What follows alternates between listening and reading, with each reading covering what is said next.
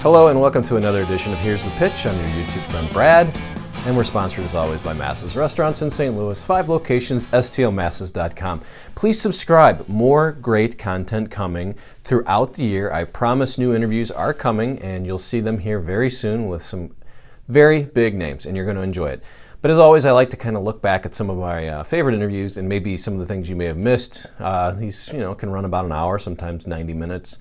And maybe you don't want to sit through the whole thing, but there's some fun stuff. And the first one I want you to hear from is Jackie the Joke Man. I've had Jackie on many times, and he can get a little verbose. But when we started talking about Robin, I thought this was an interesting conversation. So listen to Jackie here, and hope you enjoy.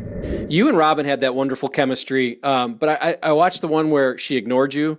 You had no idea why, and she wouldn't tell you, which was great. And then obviously the one where I'm not doing the news, because she was on the beach and she couldn't read.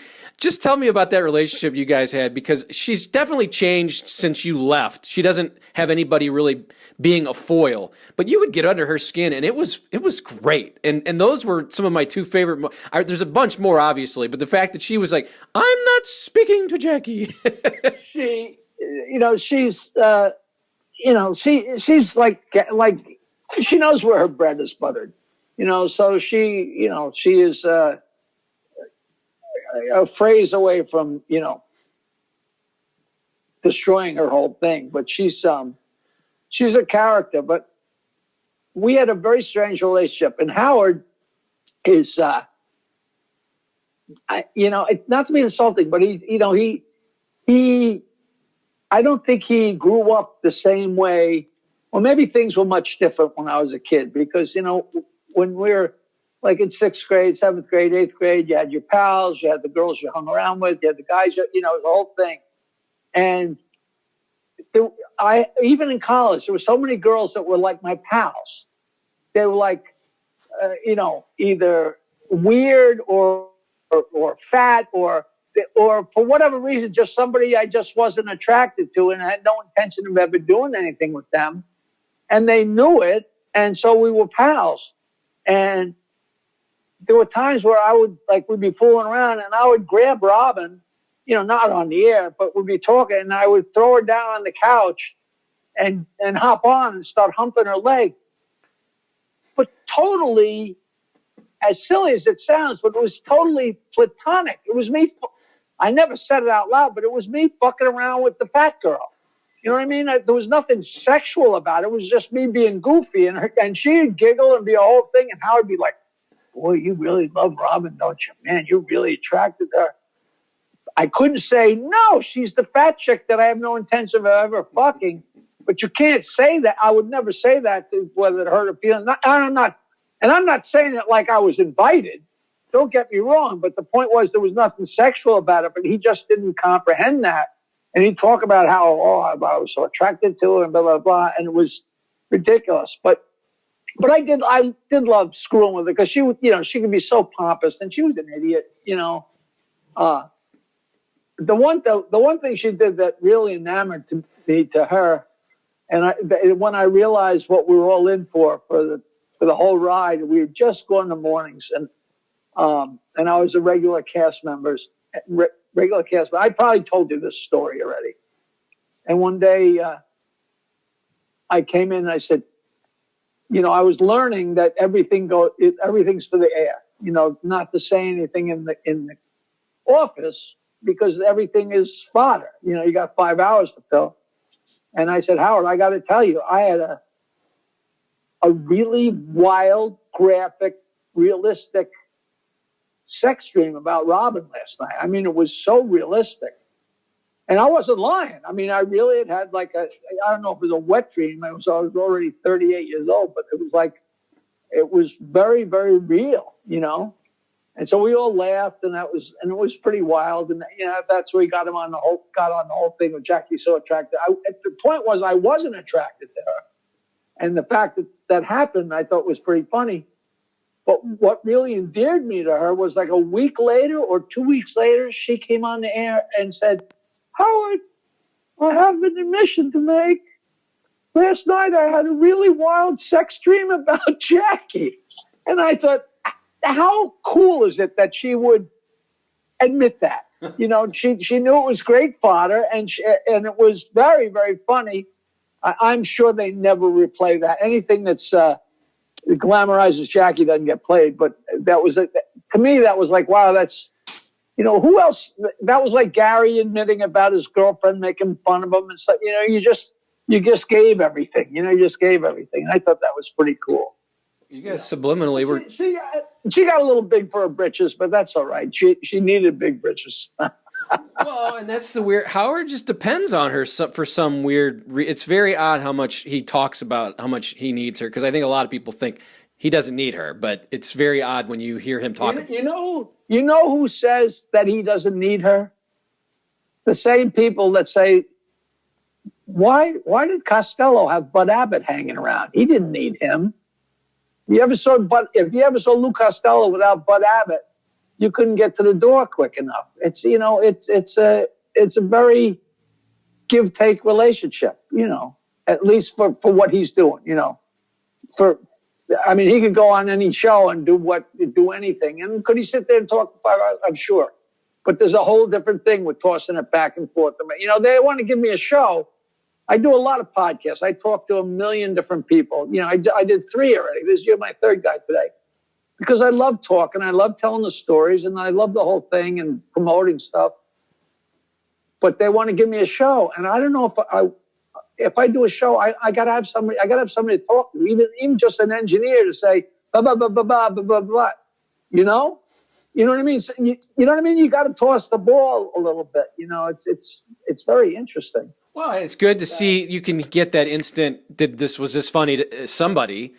And the fact that she laughs at everything, it makes it good. Right. That is a little crazy, you know, because people say, oh, I can always tell Jackie when you wrote a joke because you laughed. I said, no, what I do is I laugh at everything that's funny, and I laugh depending on how funny it is. And sometimes if it's something Fred wrote or something Howard said on his own, and it's really funny, I will scream, and people assume that I wrote it, and I'm not just laughing because I wrote it. I laugh when something's really funny. And so, fortunately, a lot of things I wrote I thought were really funny, or I wouldn't have written them. But her, you could say, you know, Bill Gates just got hit by a truck, and she goes, Robin, you got really big tits. Robin, I think I'm going to have diarrhea. You know, it didn't matter what he says. It's the same laugh every time, which is pretty, it's weird. But, you know, 40 years later, she's still, so I guess somebody likes it. I don't know if she's still doing it. I haven't heard a lot of late, but I guess she's still doing it. Couple more minutes with you, Jackie. I appreciate it. I did talk to Tom Chiusano. I think you may have seen that, and I thought it was interesting how he felt really bad about this the history of 20 years ago. I don't want to talk about leaving the show. It's been up and down and all around, and nobody admitted this, and then they admitted that.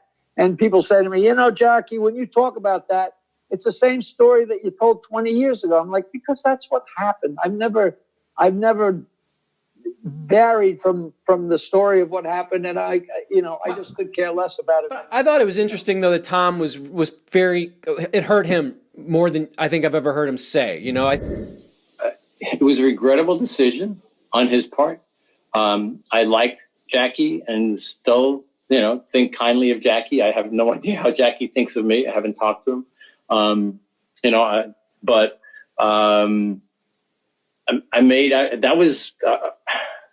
I was the one handling that negotiation, and as I had in the past, and he had, we had tough negotiations prior to that. You know, if I remember correctly, where he had walked for a little bit, and and Howard always wanted him back. But in this one in particular, I had made sure that, Howard and I had conversations about it. He knew exactly what I was doing. I had talked to my boss, who was Mel, and said, this is, and made sure that I had all the money in line, and, had approvals for the money that I was offering him and all those kinds of things. I put what was a very generous offer, what I believe was a very generous offer to Jackie on the table, guaranteed employment. I won't go into the specifics of it. But it was it should have been a life changer. for him, given where he was and had been. And I actually remember some of my words in the meeting. I looked at him and said, Jackie, I should be the guy trying to, to downplay you, to not take this off, because it's a lot. I'm putting a lot on the table, but Jackie had encouraged me when I came back from cancer to kind of go on, when we started going on the road trips to Vegas, to make sure that I came, and said, why wouldn't you take it? Why not come? And so I appreciated that, and I appreciated the sense that I had of Jackie's caring about me at that point, and I tried to express that to him in this final meeting that we had, and I even said, I'm trying to remember the guy's name from MASH who left. And I used him as an analogy. The old TV show MASH, one of the main characters, left the show. And I said, don't be that guy. Stevenson, I think, was his last name. Yeah, it was Hawkeye and Jamie Farr are the only two people, like Radar, the two people. Yeah, but it was I think it was the first colonel, who was the boss of the MASH unit. And I said, don't be that guy. This is a serious offer. It's a lot of money, and we'd like you to stay. Obviously, I wouldn't put this on the table if we don't want you to stay. And he decided at that point that it wasn't good enough for him. And everybody, as I said, Howard knew, and the other principals that needed to know knew. And when he tried to come back after rejecting the proposal, it was decided. It wasn't my decision. It wasn't my end of the day decision. But it was decided that, no, time to move on. And I've always felt bad about that. If somehow this is reaching you, Jackie, I hope you understand that. I really did. I really did want you to take that. I really did want you to be part of it.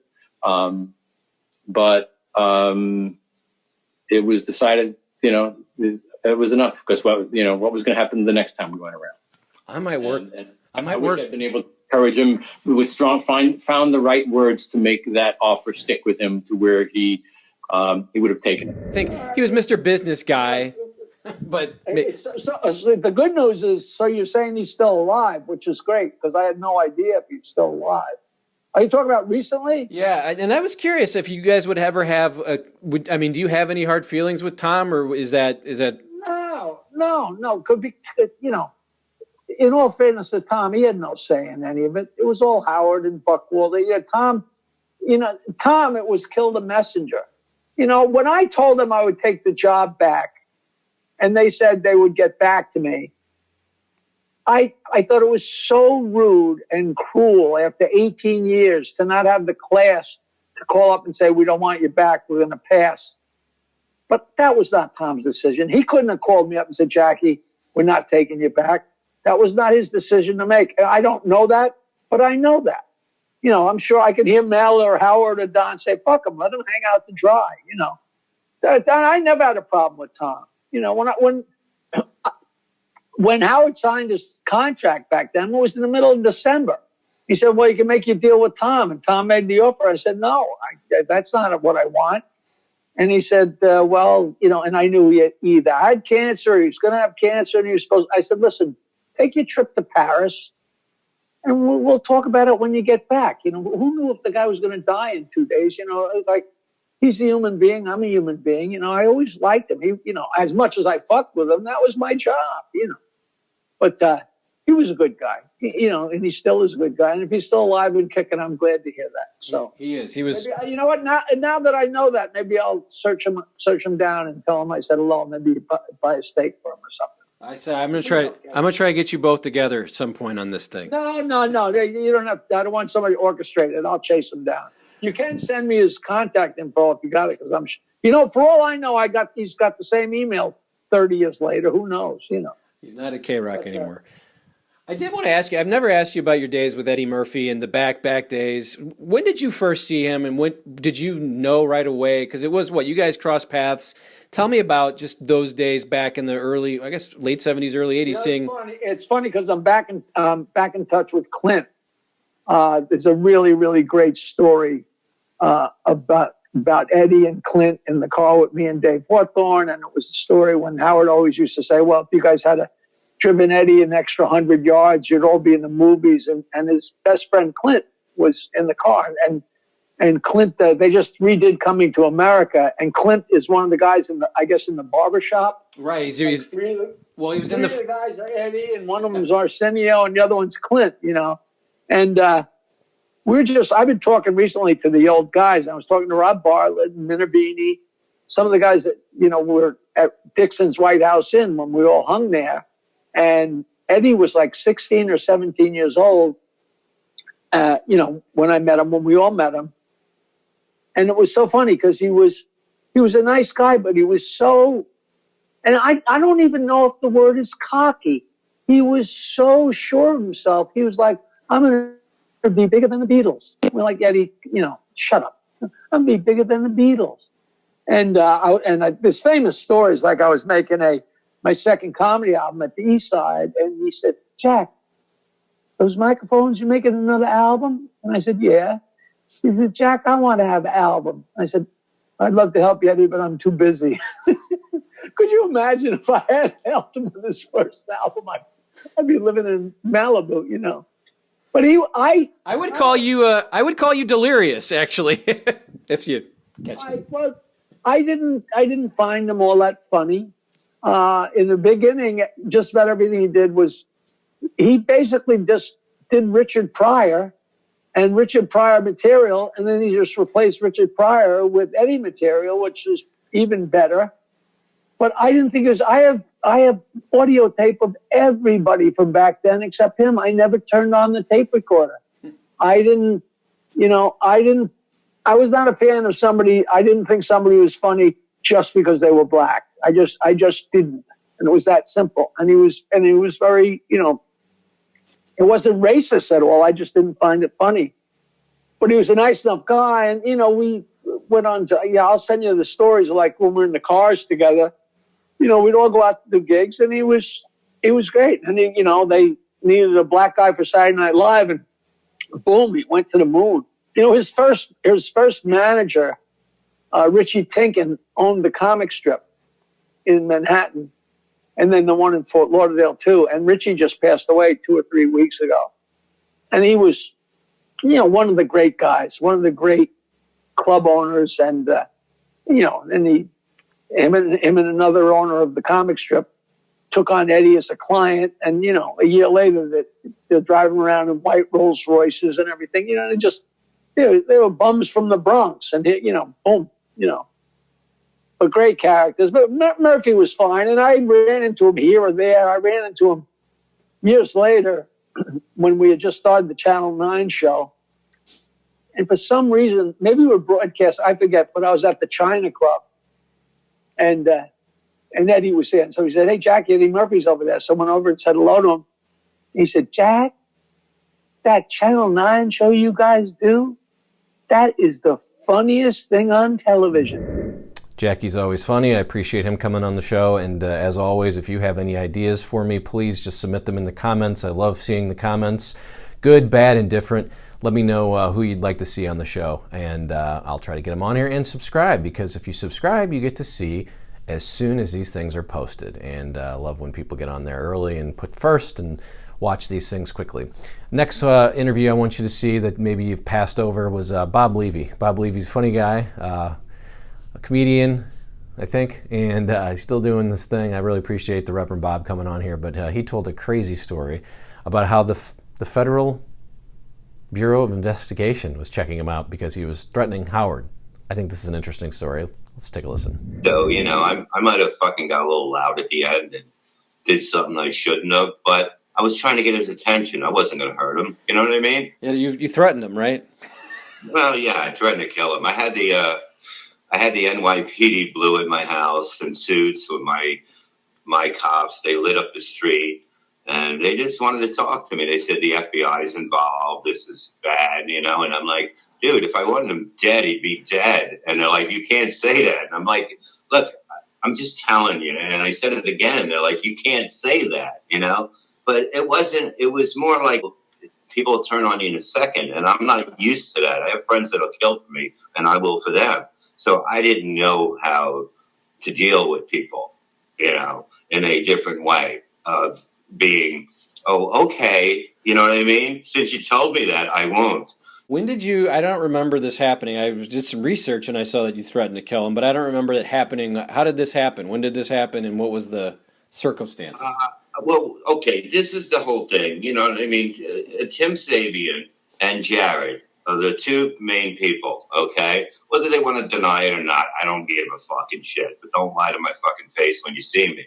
But the whole thing is that Tim had Jared call me up and said that I'm banned from the building because I quit because they were crying about the plugs. And I'm like, look, you gave me the plugs. So go yourself. I'll go do Opie and Anthony. And they said that, they were trying to get me to come back, and you're more than just a comedian. You're not like the other ones that go back and forth. You write, you do this, you got your own shows, And I was like, I'm sick of this shit, and I'm going to leave. And basically, they called, and Jared said that I attacked 4 security guards outside. This is when I'm heavily on Xanax, 6 milligrams a day, okay? Really fucking, now I'm just like, it takes your emotions low or high. If you get angry, you get more angry than you'll ever be. It's a horrible drug. If you're calm, it makes you really calm. And then he goes, call me, he goes, I'll call you the next day. He calls me the next day and he goes, I never attacked those security guards. I liked them. We get along. I get along with everybody. And he's like, I never said that, Jared said. And my friend's sitting there that I do a podcast with. And I'm like, okay. I go, well, find out what's going on. And I'd like to talk to some. Next day, calls back and he said, we can't security guards again. So I go on my show. It's taken down. I'm sure that they all took it. Cops, But I said, I'm going to kill him and his wife. I'm going to cut them up and, and I'm playing it. And I've even talked to the detective that was not, that was his bodyguard, not Ronnie. It was a detective that would be having. And we talked on the phone once because he hit me up. He goes, Bob, I know you're in that. And I said, let me explain. I said, talk to me. And I talked to him and I said, I'm going to do exactly what I did with a knife, but I'm going to say it's an ice cream cake. And I did it. Like I was going to cut up an ice cream cake. And he goes, you're very good at this. I go, yes, I am. I go, yeah, I can have you believe what the fuck. That's what radio is. You know what I mean? That's what radio is. You think I couldn't say those words? You think, are you kidding me? As we did these words that I couldn't say, hedonism. I couldn't say that. I couldn't say any of these words. But it's what is good for the radio at that point. You know what I mean? And then you try to get away from it and move on to something else. That's what I always tried to do. So in thinking about back, the serious shows is really where you got a chance. I can't think of anybody that he turned the show over to you during these roasts. Like he literally said, all right, Bob, take it away. And you literally now are hosting the Howard Stern show. When you think of that, think back at that and think, my God, that was some damn confidence he had in me. And it turned out great. You had Baba Booey, Artie, Ralph, and the roasts. Yeah, I mean, it was amazing, because what the plan was, this was going to be a separate show. So it wasn't like a lot of pressure. We're going to tape it. We're going to cut it. You know what I mean? I get a call a day or two before, and they go, we're doing this live on the show. So now everything changes. And I'm like, guys, you got to be fucking ready because I can't, I truthfully, I couldn't see. Like I can write stuff. I can do roasts. I'm much better just going off on people than trying to read stuff. I just don't know how to do that. And I couldn't really see what I was writing. And it was early in the morning. And I was like, I don't know the morning. And I was like, this is crazy. But it was going good. The first one was Ralph. I had an order I wanted to stick with. And then they said, we have to do Daniel Carver. And I was like, no. I go, that's going to be awful because you can't get this guy going. You're not going to get him going. This is going to be the worst roast. And they're like, you have to get all black comedians. And I'm like, this is you're giving him a Christmas present. He doesn't have to do anything. He has to say 1 or 2 words back to them, which are going to be pretty rude. He's going to own them. And they're like, no, it's going to get a lot of exposure in that. And they wouldn't back down on that, We did it. It was a fucking disaster. And then I had to change I think I went to Gary next. So it's part of everything. I was going to do Sal and Richard. I love swing, like both of them together, like a love chair, like, you know, and do them both together. I was going to do it. And I was going to do, I wanted to do Scott, because Scott is like, you look at Scott, you got 7 things to talk. Everybody got like 7 to 10 things to fuck with him with. What do you got on Daniel Carver? You got one fucking thing. You know what I mean? That's all anyone knew about him. And nobody wanted to go. I knew from being a fan that no fans wanted to go outside of the realm of the people in the studio. And that would have been great. And it was supposed to end with Howard. You know, it would have been Robin and Howard. And then we were going to do Fred before that. But the whole thing, I thought, when I even thought about doing Fred, I go, this is not going to be good either. He's another guy that, you know, you just can't get him because he's a unique motherfucker. You know what I mean? It's not going to affect him in the way it should. So, you know, it was kind of scary thinking, you know, when we get to Fred, that's going to be a tough one. That's going to be the toughest roast besides Daniel Carver. But then we went from Gary, I believe, to Artie. And then it kind of, you know, it kind of ran out of steam, you know what I mean? Because where do you go from there? Robin and, you know, Howard. But then we never got to Howard. Yeah, you guys did, though, during those roasts. Did he ever, I mean, I think you had a few at both. Robin got hit, I think, by Sal really hard. But just tell me, did Howard ever go, all right, let's just kind of try to keep me out of it, keep Robin out of it? Did that ever come up to you, or did anybody ever say that? No, nobody ever said that to me, truthfully. I mean, I was told, you know how, you know, like Sal was easy. It would just say, yeah, do that. Like, you know what I mean? He's like that. It was like, you knew. I mean, if we roasted him, it would have came down to it. But, you know, you don't want to go after his kids. You don't want to go after his ex-wife. I mean, that would be, it's like a slap in your face. You know what I mean? So, like, I never really went after Howard that badly. Even when I roasted Howard at the beginning, I don't really think it was that evil, but it was funny stuff. But, you know, it wasn't deep, you know. But, like, you can convince some people to go deep on people. And, you know, I wouldn't, because I liked everybody, truthfully. I mean, I love Robin. You know, I can honestly say that I loved everybody up there. They may not answer that way now because of the way everything ended, you know. I mean, me and Gary had some arguments over, you know, I talked to Gary. Gary was the one person that was the one you always dealt with, you know what I mean? So, you know, if I had an agreement or if somebody else had a disagreement, didn't have the balls, they'd come to me. I would talk to Gary. So, yeah, I come off like a pain in the ass, but I'm trying to, you know, help other people out. You know what I mean? So it looks like I come off, you know, oh, he's a pain in the ass. He kind of tells me what to do. But then you have other people crying to me, and that's what you do. You think you have people you grew up with, but then you realize you don't. Yeah. My other favorite thing that you did on the show, and it wasn't really for the show, and I was wondering, did Artie, was he playing a prank on you when he asked to read his audiobook? Because when they played it back and you had those issues reading his chapter, your nose with your head, your nose. Dude, let me tell you something. I don't know. I really think Artie's just lazy, truthfully. But when it came down to it, like Howard probably said to him, which I think he did, how's he going to do this? Because he really can't. You know, I don't look at things. I can talk a great game, but to read a good game, no, that's not my thing. You know what I mean? And I think Howard said to him, he's not going to be able to do it. And I started getting the hype before. So what they got, they not only had a producer with me, they had a second grade teacher telling me how to basically say the words to make it sound normal. And I had no idea at that time. And it was work. And when I got a word, when I got something, I got really excited. And they were looking at me like I was retarded. But it's like, you know, to me, you know, I'm not, you know, a school person. I'm more of a street person. And that's okay because it worked out. But the whole thing is that me and the wife heard that tape probably 6 months ago, the outtakes from that. And we laughed so hard. We laughed so hard at the outtakes from me reading Artie's book. And it was the funniest thing. And I'm like, then you look at it and you go, that show was amazing back then. And when you listen to the bits, oh my God, the Crystal Clear interview, oh my God, that you never heard from because the guy threatened to kill everybody, our boyfriend. You never heard that more than one time on the show. Never made a replay. You thought I was going to kill everyone. That group meant it.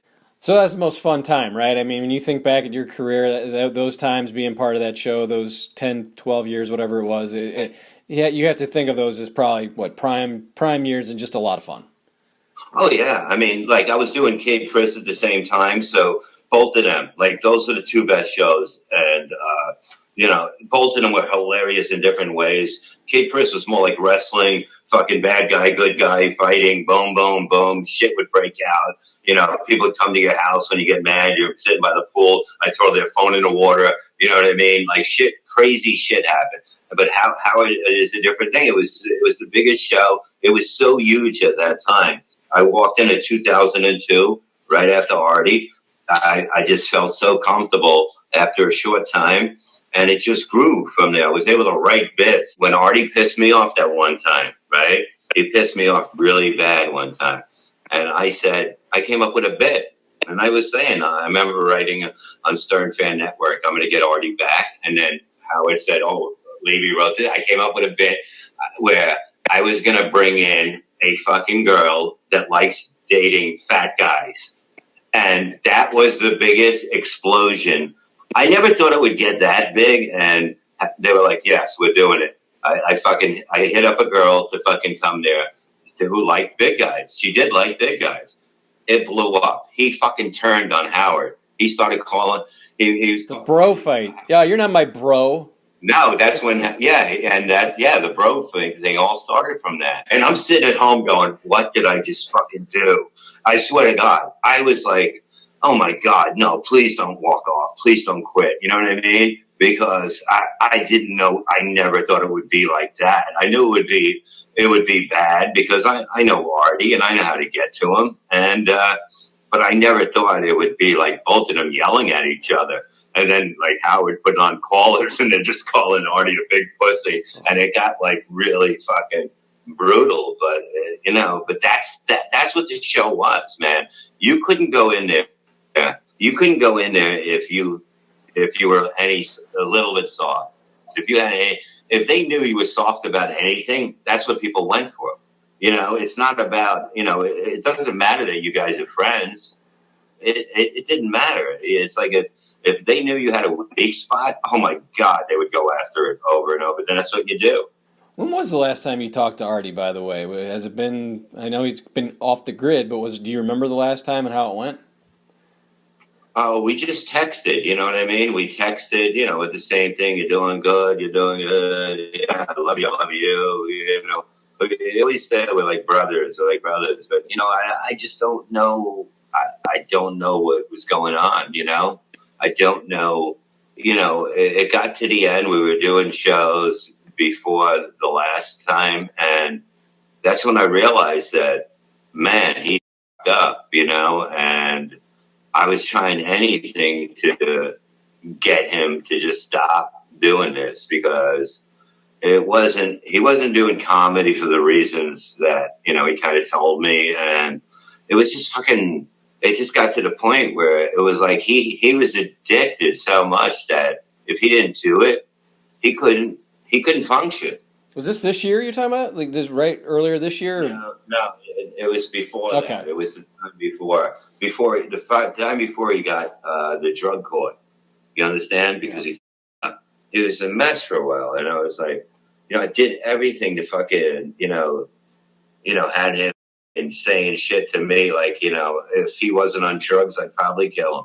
You understand? But I tried so hard to get him to understand, and we had good times during it, but it was like it got ugly a lot of times because that's what drugs do to you. I'm telling you, it's like, here's the biggest thing to know that you have a drug problem. When it starts affecting other people, that's when that's the only time you have to catch it right then. as soon as it starts affecting other people in your life, that's when you have to catch it and get help and get out of that. Otherwise, it's just it's a spiral thing that it's going to keep going. And there's a lot of bad people that don't give about him, and they just want to hang out with him. And it's really sad, it's really sad. And, they're like, oh, my God, Artie's my best. I go, listen, Artie's not your best friend, okay? I know why Artie's your friend now, okay? So don't go fucking telling everyone, you're hanging out with me, he's my best friend. He's not. But I think he really got his shit together. You know what I mean? I think he's going to come out of this. He's going to come out of this strong. He might come out of this weighing a lot more than he was when he went in. And that, you know what? But that's a good sign. You understand? Yeah. You know what I mean? Like, yeah. People, everybody has shit they're addicted to. Some people have many addictions. He's one of those people. He has many addictions, whether it's gambling, drugs, drinking, food. You understand? So the worst thing it can be is he gains weight. That's a great sign. And then that's something he can work with. But I really think that, for him to be away, months, I guess it's been 6 months, I guess, since I've texted with him, maybe 8 months, but he was gone. When he was gone, he was gone. I texted him before that. People ask me, where is he? I go, I don't know. What do you want from me? What am I, mom? You know what I mean? Go ask his mom. I don't know, but hopefully he's doing well. That's the only thing I can say. And I really think that he is, because otherwise you would have heard, like I said. Bob Levy, funny guy and interesting fellow for sure. I appreciate him coming on the show. And once again, if you have anybody you'd like to see me interview, make sure you throw it in the comments. I'm always trying to dig deep. Kind of done everybody I can think of that would do the show. But if you have any thoughts, let me know, and make sure you subscribe. Last interview I want to play for you today is Vinny Favale. And I was always curious, how did Vinny even come about? How did he become part of this Stern universe? He worked his way in just like he did with the David Letterman universe. He did both sides. I always thought that was interesting. So here's my chat with Vinny. Would tell anyone that would listen, we got to do something, Howard. We got to do something, Howard. And I was in a position to make something happen, and it was great. We set up. I pitched the idea, or the idea that we should do something with Howard, and that's when the Saturday night show came in. Which I said, let's not lie. Let's call it what it is: the Howard Stern radio show, which is what it was, a TV show that was basically the radio show. Excuse me, and that's when I got to work with Howard. And I, as a longtime listener, I'm sure when you're in the Howard real world of working with him, whether you're his housekeeper or you bring him his coffee or whatever's in his world, if you're open to it, he'll pull you in. And I was absolutely open to it because I was such a fan, and that's how that happened. So there were days where then when Jackie left, I had been with the show long enough that Howard wanted me to sit in for some shows, which was amazing. That was another experience. And there were some days where I would be like, holy shit, I'm starting my day on the Howard Stern show on the air. And then I am in the afternoon, I was working with Letterman every day, but there were times when I was on the Letterman show just as myself. And I'm like, this is too weird. And I'm proud to say I stopped and appreciated those moments. I'm like, this is going to end. It's not always going to be great. It may not even end great, but it's an incredible moment in time. And it was more than a few occasions where that happened. So it was wonderful. Yeah. So the Howard, I want to do Letterman kind of towards the end because that's obviously a big part, but I love the Howard Stern stuff. So how many meetings do you have with Howard a week? I mean, did he know you at this point, or did you become, because you're... What Howard was, it was incredible. We were partners in developing the show. We worked closely together. So before we launched the CBS show, we spent a lot of time together. He's a great guy, a great guy. And the off-the-air Howard was in some ways so similar, but also different, like really a business guy. And really, like Dave, completely micromanaging in a good way every aspect of the show. It wasn't just stick a camera in here and put it on CBS. He had thoughts and opinions and strong feelings about a lot of things. So we were real partners on that. And going, when you're in the Howard world, there's weekly meetings, and unlike late night TV, the meetings, everyone is there. It's not just the writers. That's the great thing about Howard. A good idea is a good idea no matter where it came from. And with Howard, it was like we hit the ground running, super, super close, which allowed that ease on air, I think. What so you said you sat in. So were you starting to get these feelings of, I know I'm a vice president at Dave Letterman, but what if, because that chair was open, Craig Gass was there, Artie, Ron Zimmerman, all these guys came through. Were you ever in your mind going, well, I wonder if I just took this, what if they offered me this job just to sit here and be in the Jackie chair? Did that ever come across your mind? No, I never thought I was good enough for that. And also I was very happy with my job. It was amazing. What I questioned is how am I getting away with this? I am saying the wrong thing. I'm like one word away from blowing up my whole career, especially back then where it was a lot more frank conversation going on about the world. So no, I never aspired to that, but it was a thrill. It was amazing, and I felt very, very lucky. And then over time, they rotated different people, but we were still doing the show, And the funny thing is you didn't have to sit in the chair to be on the show. A lot of the things that I did was when there were a couple of times where Howard just wanted me to sit on the couch, like when Ringo was there, which I'm still embarrassed by my performance while Ringo. I helped produce that segment, and then I proceeded to not let Ringo answer any of the questions. I was I was correcting him, which was a disaster. So I felt like I was part of the show already, regardless of where I was in the studio, and it was wonderful. Yeah, I was looking. You were on the September 10th show with Craig Gass, 2001. Yeah. So that's the day before. So had to go to. It was crazy. I would have been on the 11th as well, but I had to go to LA to pitch Jump the Shark. We were doing the Jump the Shark game show. So yeah, it was. In fact, I was in LA when 9/11 happened, and it was just Howard was amazing what he did during that whole time. I was a huge Artie fan. I love that he got the chair. I felt like it was like the second rebirth. Tell me I'm guessing, I always ask for an update. Jackie was great, by the way. They were both great. And that's what, I always have that conversation. It's like, it's two different shows and they're both great. I mean, there's no difference to me. And that's probably true. But Artie, do you keep in touch? Do you have an update? People are wondering where he is, so let's ask. No, and this is the one case where I'm taking no news is good news. I recently got a note from his sister Stacy to connect on LinkedIn, which I thought was a wonderful sign that okay, this is great. We had a beautiful exchange. I said, gave my best to Artie. I didn't want to intrude, but I'm the pictures. He looks amazing, except for whatever physical problem with the nose. And I don't know if that's just him as a reminder to not go down that trail again, or maybe he's done something with it already. But he was a good-looking guy, and the great guy, just great, salt of the earth guy. I basically call him and Jackie the old Darren and the new Darren from Bewitched. They were both great, in their own way. Yeah.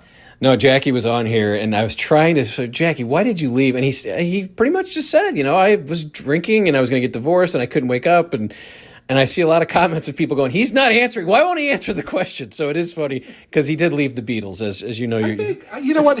There's a documentary that's supposed to be coming out on. I know I spoke to the director on camera about it, but I think he dives into it in more depth in the documentary. But look, I think they call this bluff, and sometimes when that happens, it's like, what do you do? And I think all those things added up. But he looks great. I think he's healthier now than he's ever been. Jackie, that is, and Artie too, hopefully. But it was a run. It was an amazing run. You made and you would call in from what? You're on the train, right? So what does an executive do? On the bus. I was going to do a fight with Donald Trump on the bus. This was amazing, What were you doing riding out? You're a VP and you're riding the bus into work, and then you're calling the biggest radio show. Tell me a little bit about Senator John couldn't understand, why aren't I in a limousine? I'm like, what kind of world do you live in? I live in the suburbs. When you live in the suburbs of Jersey, you could take a train, you could take a bus, or you could drive in. Driving in is insane. Why would you drive in when you could be driven in? It just happens to be a bus. I know a bus does feel low rent, but trust me, it was a very white-collar bus.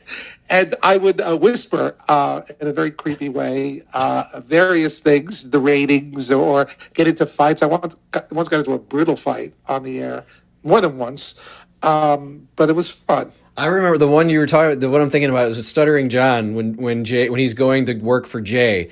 So you call in.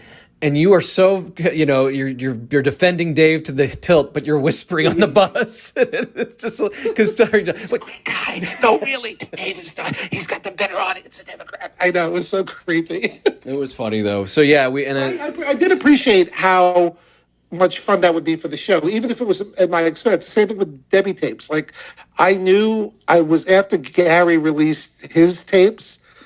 I was like, oh man, I wonder if I'm remembering these correctly. I think mine were sweet and romantic and blah, blah, blah, blah, blah. And then I remember telling Gary, hey, that I had I didn't tell Howard, tell Gary. And then Gary threw me under the bus one day. We were getting to somewhat of a tiff on air. And he goes, hey, Vinny, tell Howard about your tapes. And Howard seized on that. And when I had to buy a Betamax machine so I could play the tapes. And Debbie would tell you, I was mortified. I'm like, oh my God, this is psycho shit. No one will ever see this stuff. And Debbie was laughing so hard. And then finally I realized this is really good for the show. So I gave them a small part of it. That was a bad idea. Gary, I think, got like $30,000. What? Those like, tapes, those tapes scare me a little bit, Vinny. I got to be honest. But oh my, Debbie. Listen. I won't argue with you there. Does Dave say to you, "What are you doing?" Now, come on, you can be on the show, but now we've crossed the line. Much he was aware. There was one time where I do remember where Howard was really angry at Dave, and I don't know how much was wrestling or not. Like, you hear the anger, and then he's like kind of smiling when you're in there sometimes, but it came off as really, really bad. And I fought back and I defended Dave, and Dave called me and he said, I really appreciate that, which I thought was nice. He goes, I don't know what's going on with Howard. I always thought we had a high regard for each other. But a lot of it was just the wrestling and stuff. I think Dave might have been amused by it, maybe annoyed sometimes because I wasn't spending time. I should have been more attention to the show. But this was like, it was like 6 a.m, 7 a.m, 8 a.m. I mean, there were times where I would get into work at like 8, and I'd go there to do something. I'd be sitting there'd be something going on, and I'd be at my desk at 9 o'clock. It's like, not that it took anything away from those other things. So, but yeah, I don't know what he really thought, but I just love that they're good friends now, which is amazing. Yeah, and so the Howard relationship just comes from what, the CBS show, right? That's when you first kind of get to know him, and then you work with him, really and he just likes you, right? And he starts to like you, right? I mean, that's pretty much how he just decides, I really like Vinny.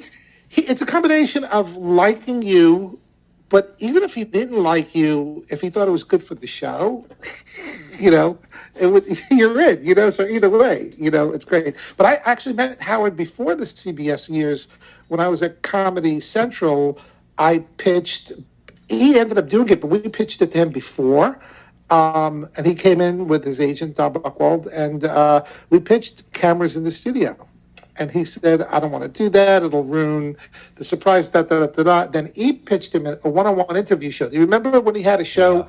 Yeah. And remember when he interviewed Phil Hartman, and he brought Phil's wife out at the time, and she was on camera, and then later on what ended up happening was so freaky. But like that, so that was the smarter thing what they did, because that started a relationship with them. And then when Howard was ready where the technology got better with the lipstick cameras and you could really hide them, those old shows look amazing. I mean, Doug Goodstein, I know you had Doug on, was part of that team, and Ganji, an incredible, and Scott DePace. What those guys did is amazing. Those shows, I mean, and we're talking like thousands of shows. Not, one radio show might yield 4 episodes, right? So I want to get Scott on here. I don't know if he's interested in talking about it, but I think about that. Sure he would. So many cameras, so much going on, especially in that little studio. But then when you get the bigger studio, plus Howard has an angle that he wants, so he'll call Scott in to yell at him because the angle he doesn't like, which is always funny to me. Right. What was it like when Howard would go on Dave? Because Download the Domino's app today and become a Piece of the Pie Rewards member to earn points toward free pizza.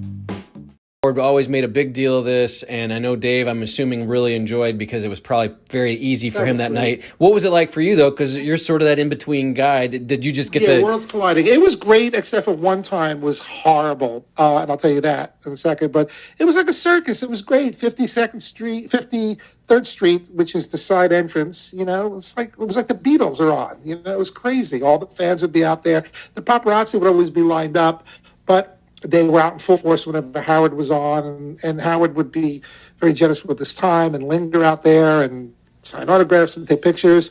And then it would be, he never did a pre-interview, which is mandatory with most guests, so you never knew what was going to happen. So it was always great. And then afterwards, it was always like a high of, did I do good? You did great. All that kind of conversation. The one time, which was a nightmare, was when he was battling with my boss, Leslie Moonves, and it was really ugly, like really, really bad.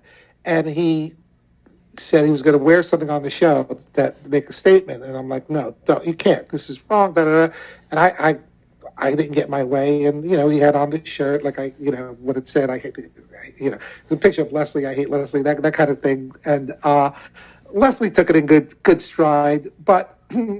That day wasn't fun. That wasn't a fun night. Tragedy was time. A lot of time yields great stories and comedy, but in the moment, it was pretty ugly. Well, how hard was it? Because Dave's your boss. Howard wants to come on. He wants to do some weird stuff. I mean, does Howard? Are you and him conduits to each other, or is it Howard still just doing the? No, I'm just trying to. He's laughing at my torture, and really, my boss was Leslie Moonves. It was Dave and Leslie, But I was a CBS employee, not an employee of Worldwide Pants. So it was dicey. It was a minefield everywhere you went. All right, so you're known most famously on the Stern Show for Restless. I never saw the video till yesterday when I was doing research. I actually researched for these things, and I saw the video of you guys doing it. And I think the problem Howard had, obviously, first was that you did it in his studio, around his studio on off hours. So did you know that would get out? Did you want that to get out? Because the story's actually different. Okay, I did that. The original Restless was recorded at WNBC. Is this on the box set? The 4-box set of the Restless? Yeah. Tom and I were in my office, and Tom worked for actually worked for WNBC, and I worked for WYY, the FM. So we're on the same floor, and Tom and I were budding songwriters. So we had this song, and we recorded that demo. Like in '82, and then one day, word got out at K-Rock, because Tom then was at K-Rock. He was the head of business affairs. He would sign their paychecks, and Tom's a great guy, and they would be like, "Do you know that Tom? Tom's very corporate. Tom and Vinny write songs and write songs forever, like the idiot." Because we were playing them in the office one day, Tom and I, and then we said we should re-record that Restless one. So we recorded it, right, and then Howard was, I think, mock angry. I think he just loved the idea. It's like, what the fuck are you guys doing? And it was, again, a disaster that was made for great radio. Yeah. And normally on the contests that were had on the Stern Show, I'd always be like, oh, that's fixed. Like Winfred's job, like Gary. I know Richard and Sal did a great job, but the guys who won this contest, that song they put together, it's so good.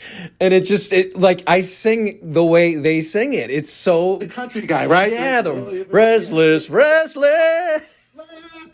It's a great... Those guys should be. I mean, to do that with that song, and I'm sorry, Vinny. The song is funny, but for them to make that thing sound like that is amazing. Well, so here's the thing with that, which was incredible.